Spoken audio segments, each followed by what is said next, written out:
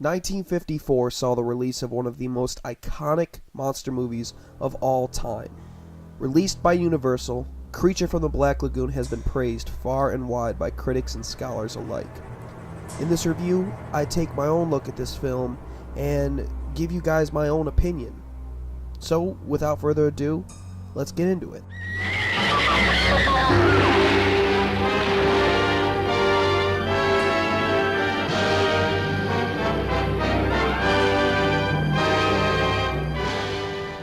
A geology expedition in the Amazon leads to the discovery of fossilized evidence.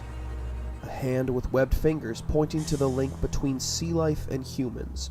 The theory of evolution. Dr. Carl Maya and Dr. David Reed lead an expedition consisting of a handful of explorers and scientists.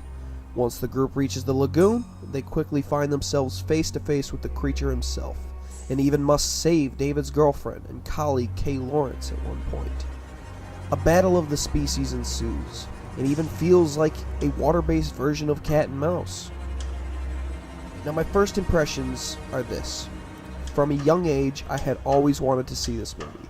I had a toy that resembled the creature, and one day my grandmother saw me playing with him and told me what movie the monster was actually from. She showed me the movie when it was on TV one day, and given the fact that I was young, I hardly remembered it. I did, however, decide to watch the movie again many years later, after coming across a special edition of it at a store while I was out grocery shopping. On a nostalgic whim, I picked it up and hurried home to watch it. I hadn't expected anything that I saw in the movie, and for lack of a better term, it surprised me. Now let's talk about the plot. The plot is pretty average for a monster movie reminiscent of King Kong. Scientists go to seek out some ancient creature.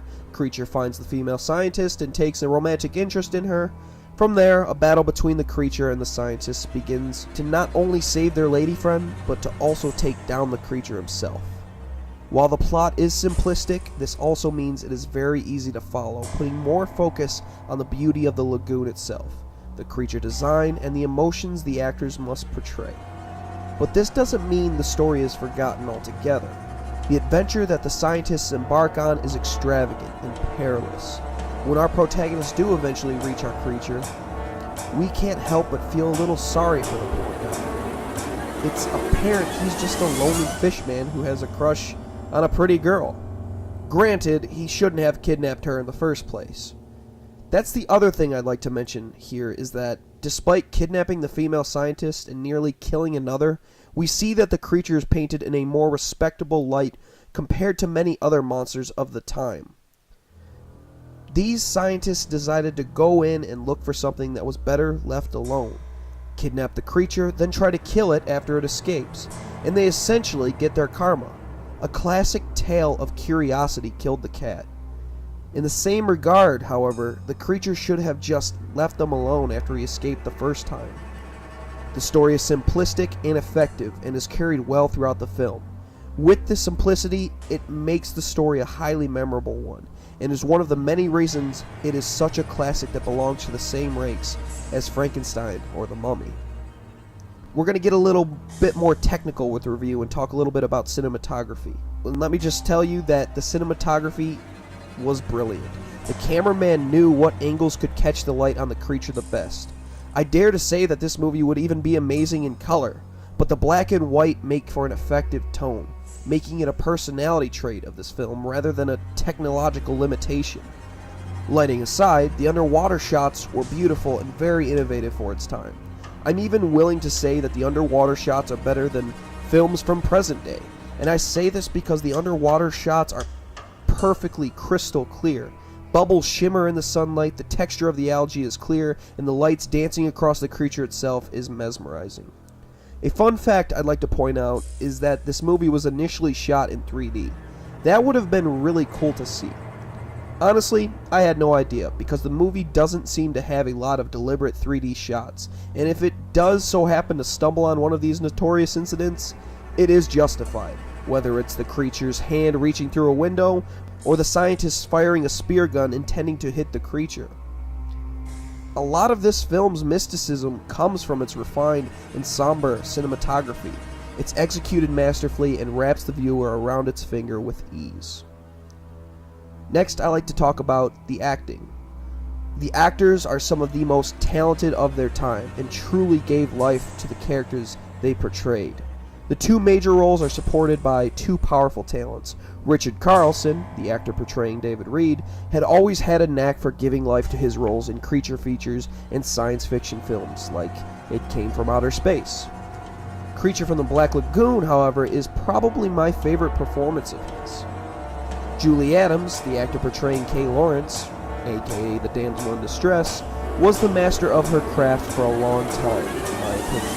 Though Julie was mainly known for her involvement in Western films, her talent really shines in this one, specifically when she is kidnapped by the lonely, spiteful creature. Now, the biggest credit I can give is to the numerous actors who played the creature himself. The actors on land brought true emotion and terror to the Gill Man, and the actors underwater had achieved amazing physical feats with not only holding their breath for long takes at a time, but being able to do so and swim all while suited up in the heavy-looking creature outfit. The movements and actions of the creature all seem to flow so naturally no matter what plane of existence he's on, as though it isn't really a man in a suit, but an amphibious sea creature terrorizing an unmerry band of scientists. I want to talk about the music for a second as well. Let me tell you, it is as symbolic as the creature himself. Creature from the Black Lagoon has some of the most intimidating and memorable music scores in Universal monster movies. Each track is just so good at making the viewer feel a sudden feeling of adventure, yet equally so fear in the face of a seemingly impossible foe. The music also has parts where, say, the creature suffers an apparently fatal blow that it kind of forces you to feel sorry for our beloved Gill Man, further driving home the idea that the creature is more of a victim than the scientists themselves. All in all, the soundtrack is perfect for this movie. Not much more I can say about that. My verdict is this. I went into this movie expecting to see a cheap, horribly dated B-movie type monster flick, but came out astounded by the sheer level of love and care that went into this film, making it a timeless classic in my eyes. With the fantastic acting, cinematography, and design, Creature from the Black Lagoon is a masterpiece and has become my favorite Universal monster, and even one of my favorite films of all time. To this day, I still can't get enough of the scene where the creature reaches through the window of the boat and attempts to kill one of the wounded scientists within. The reaction from the poor victim is priceless in my eyes. If you are a fan of King Kong, Frankenstein, Dracula, The Goonies, or more modernly, The Shape of Water, Creature from the Black Lagoon is a must for any film collection. If you're a fan of horror, adventure, or sci-fi, this is also a must-see. Basically, if you have not seen this movie yet and are wondering whether or not you should, my answer is a solid yes. Yes, you should. You have to see this film. It's a masterfully crafted classic. Well, that's all for this review, guys. I hope you enjoyed it and found it informative. Remember to like, comment, and subscribe if you did, and I will see you all again tomorrow.